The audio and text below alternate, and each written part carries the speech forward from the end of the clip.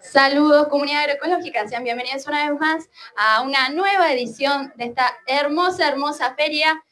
Convidarles, invitarles nuevamente a que se acerquen, que vengan a participar. En minutos estará en el espacio musical Alta Manija y en el espacio de infancias también Ser Voz con Belén Malikovic. Así que, bueno, contemplando a todas las edades, estaremos en esta instancia, este espacio de conversatorio con Josías Acosta, quien es bioconstructor y maestro mayor de obra, y nos estará compartiendo sobre, bueno, el tema de la charla es una vivienda es el lugar donde se vive, así que, bueno, estaremos conversando con él para enterarnos un poco más sobre lo que es esta cooperativa de bioconstructores.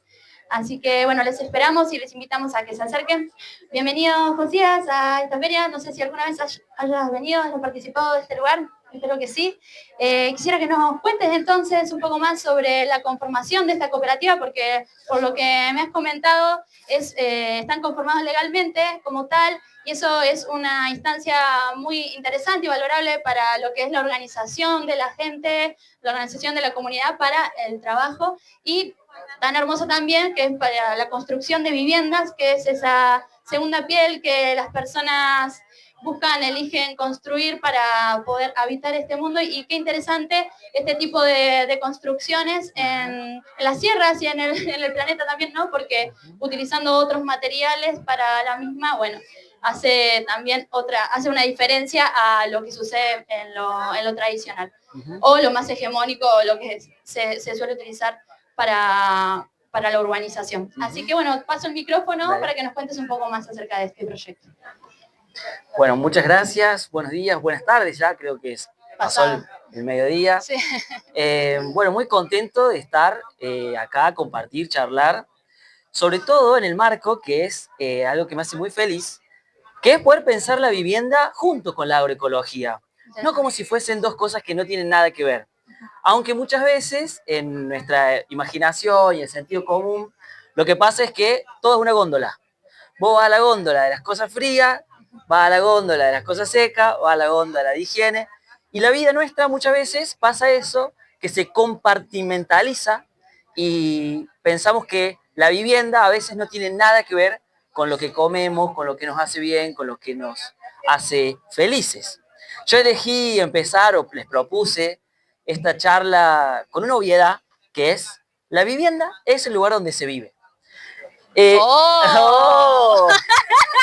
vos sabés que a las obviedades hay que decirlas, porque si no, a veces el árbol te tapa el bosque. Muchas veces pasa que por nuestra forma de vida, entre el trabajo, la escuela, las actividades cotidianas, no vivimos nuestra casa. Lo único que hacemos es volver a nuestra especie de celda, vivienda, a descansar, a bañarnos. Entonces se convierte como que la vivienda no siempre es obvio de que es el lugar donde se vive.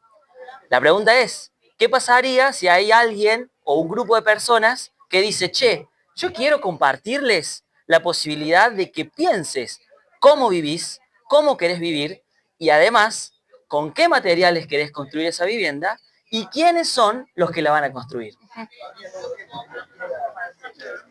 Claro, y aquí entra la posibilidad de contactar a una cooperativa, a una organización de personas que se han formado y que están en esta instancia de organización para poder proponer algo más que solo construirte la casa, y completamente ajena a todo ese proceso que es elegir los espacios, también la ubicación, la organización de los ambientes, y bueno, capaz también todo ese proceso de compartir la construcción, como las mingas o lo comunitario, que también quizá es otra forma, o una de las formas que se utiliza para la autoconstrucción de las viviendas en estos territorios.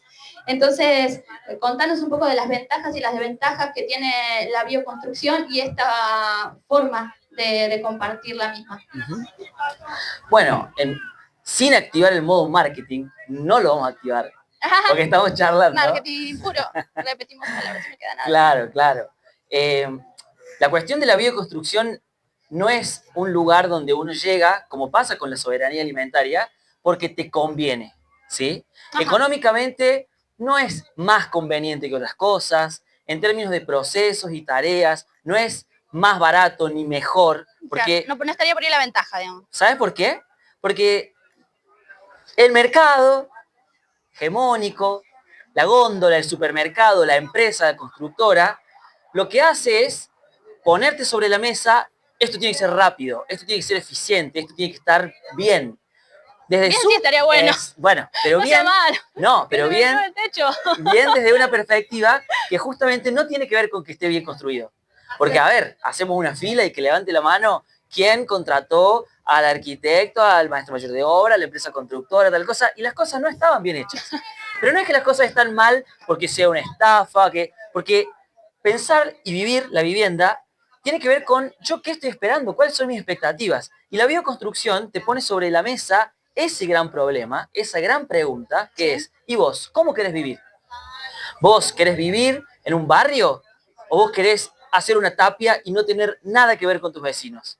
¿Vos querés que en tu casa entre el sol? ¿Vos querés ver la lluvia?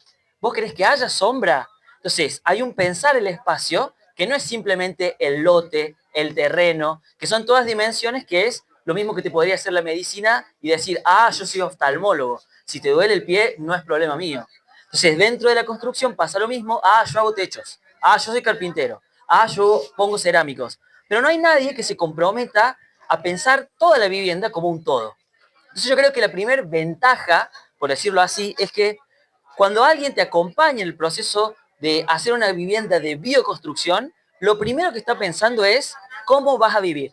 La palabra bio también es una obviedad, que hay que decirla, tiene que ver con la vida. Vos estás haciendo una casa para habitarla, una casa para disfrutarla, y yo siempre digo, en la casa vos cocinás, en la casa vos te juntás a festejar cumpleaños, te enamorás, amás, a veces perdés personas y fallecen tus abuelitos, lo que sea. Entonces, hay una dimensión del cuidado que la mayoría y lamentablemente de las veces pasa que nadie piensa en lo humano cuando piensa en una vivienda. Piensa, ¿y cuántos metros cuadrados? ¿Y cuántos miles de pesos? ¿Y en cuánto tiempo me lo hacen? Vos cuando te sentás en un bar a comer, querés saber qué vas a comer, cuál es el menú. No estás pensando solamente cuánto sale, cuánto tiempo va a tardar, porque la experiencia de habitar la vivienda es algo que está totalmente olvidado.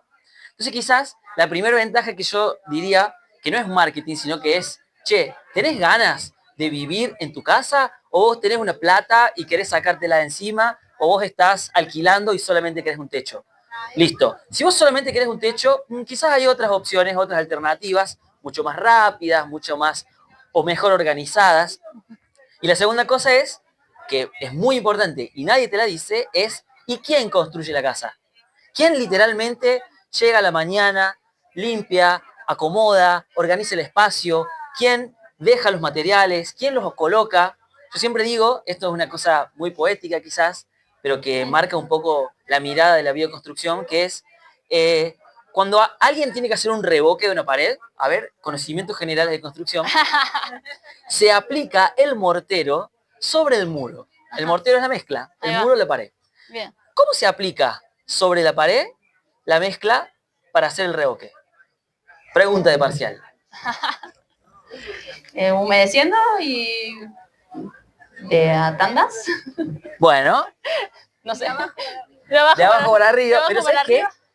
La mezcla se aplica con una palabra que se llama castigado. Quienes sepan de construcción no me van a dejar mentir. El revoque se hace con el castigado. ¿Sí? Entonces se aplica la mezcla, tac, sobre la pared, tiki, tiki, tiki. En la bioconstrucción... ¿Cómo se le dice? No. El proceso es muy distinto. Porque nosotros aplicamos el barro sobre la pared. Pulir. Modo señor Miyagi. En la bioconstrucción, las paredes se acarician. Claro.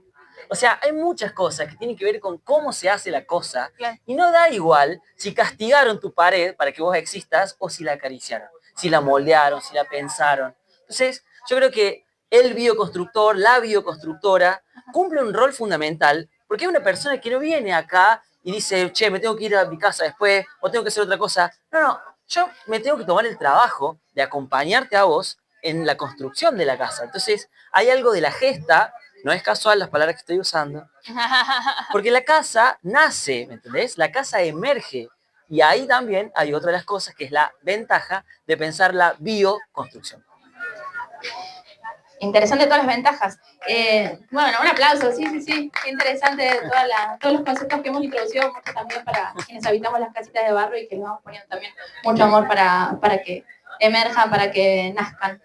Me gustaría que nos cuentes un poco sobre los materiales que se utilizan y cuáles son la suplantación, digamos, de materiales de lo tradicional a los que se utilizan en la bioconstrucción y también cuáles son los que se encuentran en el lugar, como también utilizando este concepto de kilómetro cero y de lo que se puede encontrar cerca o que se puede aprovechar del lugar para también la construcción de la vivienda.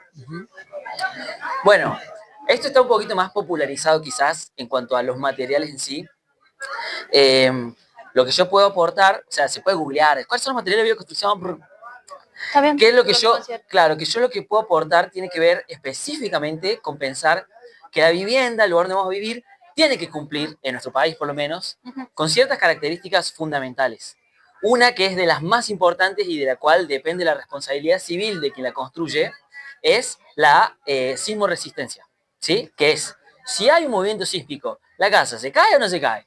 Bueno, tiene que estar bien construida y ahí hay una parte de matemática, de física, hay una parte de conocimiento de la resistencia de los materiales que es legal. O sea, no es tan simple como algo que es de la autoconstrucción, porque cuando está la cooperativa de por medio, cuando hay un profesional de por medio, se tiene que hacer responsable no solamente frente a quien lo contrata, sino frente al Estado, frente a otras. Bueno, entonces, ahí hay una parte que es muy interesante para decir, ¿qué es un material tradicional y por qué el hormigón goza de esa característica? Digamos? El hormigón no es tradicional, el hormigón no tiene 200 años ni siquiera de existencia, claro. Es muy nuevo. El barro es en realidad el tradicional, la madera es en realidad la cal, y en realidad el hormigón, el acero, el ladrillo cerámico, todas estas nuevas tecnologías que se van usando son las que son nuevas. Ahora, preguntarnos está bueno, ¿por qué se pudieron quedar tan fácilmente con la categoría de tradicional cuando en realidad, bueno, entonces hay mucha cultural, claro, ahí hay una parte que es económica, en marketing, digámosle, sí. Otra parte que es económica en términos de lo sencillo de la producción. Yo pienso también, por ejemplo, la idea del ladrillo, el objeto ladrillo. ¿Quién habrá sido la primer comunidad, quiénes habrán sido al lado de un río que dijeron, che, ¿y si agarramos el barro y le damos una forma cuadrada? Me parece una locura. ¿Por qué a alguien se le ocurre decir, no, mirá, es más fácil hacer la repetición? Hay una genialidad humana, acá está atrás nuestro, el ladrillo, y ahí está lo ancestral y lo tradicional. Saber reconocer que hay humanidad puesta en eso, ¿sí? Mientras que por otro lado tenés la máquina y la fábrica, y hoy la inteligencia artificial, no hay nada más falso que hablar de que inteligencia artificial. Toda inteligencia es natural sin inteligencia. La matemática la inventaron también los seres humanos, digo. Está bueno traer sobre la mesa que todo es humano, inclusive las cosas que parecen plásticas, que parecen viejas en el sentido de, bueno, ya pasó de moda contar con un ábaco. La matemática es ancestral, no importa qué herramienta uses para utilizarla. Entonces, ahí hay una cosa que yo digo y es un aporte fuerte, los materiales tradicionales se recuperan cuando a la persona le interesa cuidar el medio ambiente. ¿Sí? No es simplemente qué es la cosa y de qué está hecha, sino cuál es la relación con la producción, con el traslado, con la aplicación sobre la vivienda. Entonces creo que esa parte de los materiales no tiene tanto que ver con qué está hecho o cómo está hecha la vivienda, sino si se ha tomado el tiempo y el trabajo de pensar cuáles han sido los flujos intelectuales y materiales que hicieron que ese barro llegue hasta acá en el piso, porque hay sedimento, porque hay lluvia, porque que esa madera que yo estoy usando, que esa cal, bueno, creo que traerlo sobre la mesa también le da un aspecto económico a decir, che, vos querés traer estas tejas de Europa porque las arasa y las traen en barco, bueno, ahí hay un costo material, porque hay un deseo de la persona que tiene mucha plata en este caso, hoy nos pasa así, ah, no, yo quiero la casa como la que tiene Sí, fulano de tal. Ahora, claro, nuestros recursos económicos quizás no son tantos, pero sí tenemos que poner sobre la mesa que tenemos el deseo de utilizar esas técnicas, el deseo de utilizar esos materiales, y ya no va tanto a cuál es mejor o peor en sí mismo el material. Interesante. Me gustaría que puedas abordar también quizá lo que es si lo piensan también desde la cooperativa, el tratamiento de las aguas o cuestiones que hacen también a la sustentabilidad de lo habitacional, y también si pudieras abordar, porque por el desconocimiento, sobre las ordenanzas municipales para la bioconstrucción. Voy en orden. Lo principal es eso, una vivienda está en un barrio está en una loma, en un valle, no existe lamentablemente la noción de que la reglamentación de las ordenanzas respeten el entorno social, económico y ecológico. Las ordenanzas por lo general se hacen diciendo, che, queremos que haya un barrio, la gente necesita vivir, che, esta zona económica, che, esta zona comercial, esta zona industrial, y capa sobre capa también se van sedimentando las reglamentaciones. Hoy en día existe una noción mucho más clara de que hay un beneficio social, urbano, que aporta la bioconstrucción, y hay un perjuicio que aporta la construcción hegemónica, digamos, industrial. Por lo tanto, está empezando a haber la posibilidad de poner una crítica o que empiecen a haber excepciones a decir, che, las casas de bioconstrucción no solamente son un beneficio o un gusto que se quiere dar ese comitente, ese cliente, esa familia que quiere hacer las casas así. No, también están otorgando un beneficio ambiental, y entre esas cosas, me encanta que lo preguntes, entra el agua. El agua se usa para todo en la construcción, no solamente en la fabricación de los materiales, porque el hormigón, sorpresa, también usa un montón de agua, antes y durante, ni hablar de lo que es el traslado en términos de nafta, petróleo, qué sé yo, para llevar los materiales de un lugar a otro. La bioconstrucción lo que hace es, bueno, sabemos que vamos a necesitar usar el agua, sabemos que podemos medir cuánto vamos a usar, depende del tamaño que tenga la vivienda, no se fabrica así a lo pavote y después se vende, sino que se hace la cantidad de material necesario según la vivienda, según el tamaño. Entonces esa es una. El agua tiene dos momentos, cuando llega y cuando se va. O sea, cuando nosotros la queremos limpia, fresca, Potable. Sea potable o no, también, claro, nosotros la distinguimos en agua segura. Hay aguas que son seguras, aunque no son para el consumo humano, son seguras. Claro, te puedes bañar, puedes trabajar, puedes lavar. Y después está el agua potable, que sí es la que es para el consumo. Claro. Ahora, una vez que el agua cumple su ciclo, que vos la usaste para lavar, usaste detergentes, jabones, más o menos químicos, no importa, pero ya no la puedes utilizar. Nuestras queridas plantas, árboles, la naturaleza en general, sí sabe qué hacer con esa agua, por más que a nosotros en particular ya no nos sirva. ¿Cómo hacemos? Es la pregunta, para que en ese circuito del agua, que es natural y nosotros hemos intervenido durante un ratito, podamos distinguir. Una, cosecha de agua. Las viviendas que hacemos nosotros tienen techo de chapa por lo general, o cualquier sistema que permita recolectar rápido el agua. Claro. Sobre todo en nuestra zona, que llueve poco, y cuando llueve, llueve mucho. Entonces lo que querés es que esa agua rápidamente entre al lugar reservorio donde vos la vas a guardar. Esa es una dimensión. Contemplan. Sí. La otra es, bien decís vos, ¿qué pasa con el agua en términos cloacales? El agua que es residuo. Bueno, nosotros distinguimos el agua gris, que es la de la pileta de la cocina, lavarropas, la ducha es agua gris, de la del inodoro, que es la del agua negra. Nosotros, en particular, nuestra cooperativa, creemos que el uso del agua para el residuo no está mal. No creemos que haya que señalar con un dedo, porque eso pasa mucho, no lo dije y aprovecho a decirlo, señalar con un dedo al que no tiene las 5 estrellas de la ecología y usa baño seco. No. Claro. Sobre todo donde hay personas mayores, mujeres, infancias, hay un sistema, hay un cuidado que hay que priorizar la comodidad. Entonces decimos, esa agua no se va a desperdiciar, sino que vamos a proponer un sistema de tratamiento de frente para que el agua se pueda volver a reutilizar. Es más caro, es más complicado, pero inclusive esa agua se puede volver gris, se puede volver uso para riego, se puede utilizar inclusive, pero es más caro, bastante caro, para lavar, ¿sí? Lo lógico, lo natural, como uno tiene quizás una costumbre, esta parte va para la pacha. Deja que esa agua fluya, Deja que esa agua vaya para las plantas, si quieres hacer una huerta, déjala pasar. No es ¿Por más que sea tampoco... negra? ¿Agua negra? El tratamiento no es el de la sangría, sino que es el del carrizal, el que nosotros proponemos, que es una sangría invertida, es una zanja grande, la dimensión en metros cúbicos se mide según la cantidad de gente que viva, etcétera, no es cualquiera, y pasa después de una cámara séptica, donde la cámara séptica trabajan, eso se usa para todo y es bastante ancestral, son esos bichitos, esos microorganismos que van trabajando el agua para que todo lo que era desecho sólido se convierta en líquido. Ese líquido va al carrizal y en el carrizal hay un tratamiento fitodepurador que es con plantas, uy, me pongo técnico, perdón, con plantas se purifica para que esas plantas vuelvan el agua, ¿viste? De nuevo a su ciclo. Si llega a haber excedente de esa agua vuelve. Tiene unos drenajes, pero una vez que el agua ya está purificada.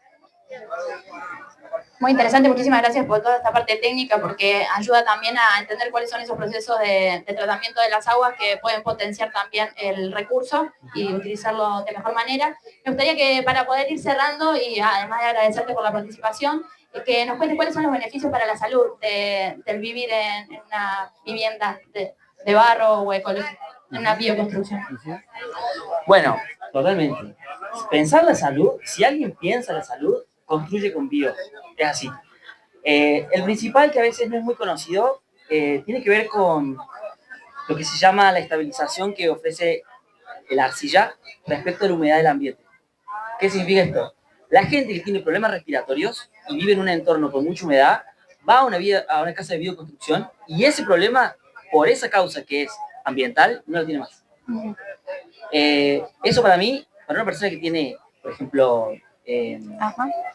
asma, pero no tanto como asma, pero que tenga algún tipo de alergia, gracias, no sabía la palabra, ya, claro, ya la vivienda estabiliza la cantidad de humedad.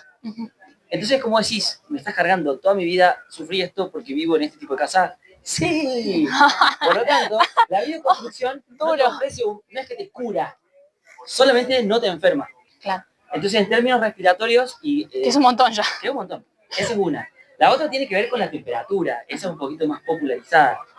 No es tan simple, no es mágica. Tiene que ver con cómo se orienta la vivienda respecto al sol, depende de donde estés, si hay una zona de más vientos, una zona de menos vientos. Todo eso hace posible que haya un beneficio climático en el que el barro, si es mucha cantidad de barro, porque hay muchas técnicas de construcción, no lo dije. Nuestra cooperativa, por lo general, construimos quincha, lo que hace es aislar. Hace mucho calor afuera, no hace tanto calor adentro. Hace mucho frío afuera, no hace tanto frío adentro. Pero después, cuando vas a una casa toda de adobe o con mucha capacidad o mucho barro en el muro, lo que tienes es la inercia térmica.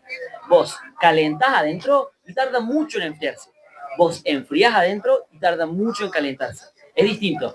No le importa y no le afecta tanto lo que pase de afuera. Ese es el beneficio de construir con tierra, solo con tierra, digo. Ese beneficio, en términos de plata, es zarpado. Porque lo que es... Sí, a largo plazo, claro. Claro, lo que es calefacción, que eso hay que decirlo muy claramente, nosotros seguimos calentando nuestras casas con gas, con leña, o sea, malísimo. Ecología cero, todos, yo también, mal. Entonces, una casa de bioconstrucción... Por eso. Hace frío, chicos. Por eso, una casa de bioconstrucción, vos decís, en toda esta plata que me voy a gastar comprando leña, que alguien la tala allá, que la trae hasta acá, que la embolsa. A veces se embolsa. Bueno, es como una locura para que yo la queme acá. Bueno, esa plata la pongo en un muro más ancho, la pongo en una ventana un poquito mejor, con mejor orientación. Entonces, la pones en diseño y no la gastas, por decirlo así. Bueno, eso es bastante indirecto, no es tan lineal, que es un beneficio climático, ambiental, de la salud, pero sí es para quienes pensamos que la salud tiene que ver con la ecología y pensar en el entorno. Otro también, que es muy importante, que un poco comenté, tiene que ver con el tema del agua. La casa o la vivienda de bioconstrucción no entorpece el flujo del agua. O sea, no es que queremos que el agua se vaya, porque esa agua que se va, ¿a dónde va? A la casa del vecino, esa agua va a romper la calle, esa agua va... Nosotros con el sistema y el diseño, claro, de la vivienda, lo que hacemos es pensar qué va a pasar con esa agua, para dónde quiero que vaya, cuáles son las mejores lógicas de la pendiente del techo. Entonces, ahí se habilita también una huerta, ahí se habilita que me llega a esto. Quienes quieren y piensan vivir en bioconstrucción, quieren ser parte del entorno, quieren ser parte de la naturaleza. Entonces, la vivienda de bioconstrucción te facilita un modo de estar adentro sin estar tan lejos de la afuera. No sé si eso tiene sentido, pero es un poquito la lógica de que la salud sea, no quiero estar adentro alejado de la realidad, sino que quiero estar en un adentro que me siga manteniendo en contacto con el entorno. Eso para mí... disfrutando. Sí, quizás es un beneficio más psíquico que hace la salud mental y no tanto la salud en términos médicos. Sí, en esta pandemia de salud mental me parece que es fundamental pensar en ese tipo de salud del habitar el lugar y que sea un espacio de contención, de abrigo, de cuidado y donde te sientas en plenitud, donde tengas espacios que favorezcan la creatividad más que la coarten. Muchísimas gracias. Me gustaría que puedas cerrar contando quiénes son como cooperativa, su nombre, las redes, para poder conocerles y saber de sus labores. Bueno, breve esto. La vivienda se llama, el proyecto se llama Vivienda Ecosocial. Es una vivienda modulada que nosotros ofrecemos como alternativa contra, entre comillas, o para competir, pero es difícil, la vivienda que se le llama prefabricada. Muchas personas de pocos recursos compran la prefabricada porque es rápida, porque se hace bien, qué sé yo, en poco tiempo. En seco, claro. Sí, no hay plata.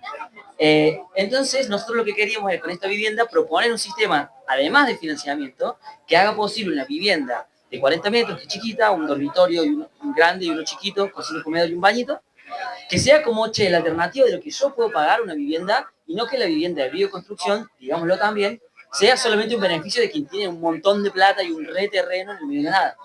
Esta vivienda se adapta a todas las especificaciones urbanas, por lo tanto se puede construir también en la ciudad, y ese es uno de los perfiles de este proyecto que es vivienda ecosocial. La cooperativa es mucho más ambiciosa y también piensa bioinsumos, también trabajamos en articulación. Bioinsumos sería... Sí, pero ¿qué? ¿Cuáles? Pensamos, el revoque, hacer un preparado, para que cualquier persona compre, como quien compra cemento en una ferretería, pueda comprar en un vivero, no en cualquier lugar, el preparado para que vos parches tu pared que se te rayó cuando moviste el mueble, ¿entendés? Entonces, poner también en el mercado, y que eso implica trabajo de personas que siguen trabajando en la bioconstrucción, aunque no estén específicamente construyendo una casa. Bioinsumos es una. La otra es, nosotros articulamos con un grupo de trabajo que viene de una organización social en Altagracia, que son recicladores urbanos. Entonces lo que estamos tratando... ¿Así se llaman? Ellos se llaman Reusar. Son como otro proyecto, está Reusar, que hace reciclaje urbano, vivienda ecosocial, que hace vivienda. Lo de bioinsumos está ahí, todavía es más difícil. Bueno, surgiendo. Sí, también queremos hacer, no pellets, pero sí lo que se llama iniciadores de fuego, reciclando leña. Y la otra es un espacio pedagógico de taller, que eso es un poquito más interesante, pero todavía no está, me dice, tengan paciencia, que es formar a las personas en bioconstrucción para que puedan autoconstruirse y también para que solidariamente puedan acompañar a mingas, a otras personas, amigos, familiares, sin necesidad de que haya un experto, ¿sí? Entonces socializar ciertos saberes de cuáles son las proporciones, cuáles son los plazos, cuáles son los modos, y que eso circule, pero con un respaldo de que hay una cooperativa, de que haya que de alguna manera capacitó. Hoy lo que existe son, en términos universitarios, diplomaturas y demás, ridículamente caras. O sea, digamos todo. Instagram, a vos te digo. Ridículamente caras que, amigo, socializá. O sea, dale. O sea, digamos. Dicho esto, la idea es hacer espacios donde el proyecto de construcción, por ejemplo, de tu vivienda, yo te diga, che, mira, estas personas quieren venir un día y se quieren sumar a la minga. ¿Podemos hacer tal cosa? O sea, te estoy ofreciendo gente gratis que quiere aprender a hacer tu casa. Claro. Win-win. Entonces, que el conocimiento circule, pero que al mismo tiempo ese conocimiento no sea, como pasa a veces en las escuelas y demás, lo hacemos de mentirita y después lo rompemos y lo guardamos. No, vamos a la vida real, conocemos el terreno real, esa parte de bio, lo pragmático, también es experiencial. Eso sería como un poco el paraguas de la COPE, por el cual ahora existen solamente 2 patas, y entre esas 2 patas nos vamos acompañando con todo lo que es sobrevivir porque hay que ganarse el mango. Claro. Tal cual. Bueno, muchísimas gracias por todo este pantallazo de lo que es esta organización y de la manera tan atinada que lo has convidado. Así que agradecerte nuevamente por venir, por participar y por ponerle cuerpo al sol y a estos modos de organización. Bueno, muchísimas gracias. Les invitamos nuevamente a que se acerquen. No nos han comentado las redes y el nombre de la cooperativa para quienes quieran acceder. Y bueno, saludos compañeros. Bueno, en Instagram, Vivienda Ecosocial, espero que ahora nos compartan el videito y también lo pasen ahí.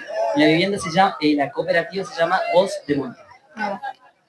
Gracias, José, entonces. Un aplauso para el compañero, por favor. Gracias. Saludos. Les esperamos entonces a que se acerquen a participar de la feria, a compartir como cada sábado. Saludos. Gracias, José. No, por favor. Bueno,